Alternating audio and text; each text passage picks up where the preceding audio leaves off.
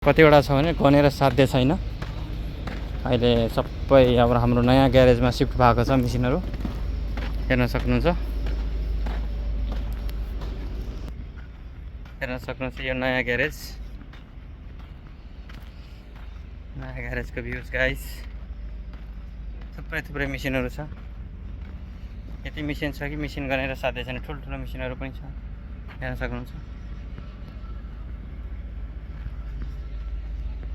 यो सबै 480, यो 480 को बकेट हेर्न सक्नुहुन्छ गाइस। 480 झन्डै मान्छे 480 को बकेटदेखि लिएर धेरै मेसिनहरू छ गाइस। सबै यो एक्सकाभेटरको लाइनअप हो, गनेरै साध्य छैन। कतिवटा गन छ भने नि थुप्रै छ। अनि पहिला जस्तो अहिले कतारमा काम पनि नभएकोले गर्दाखेरि यत्रो मेसिनहरू यसो स्ट्यान्ड बाईमा छन् हैन।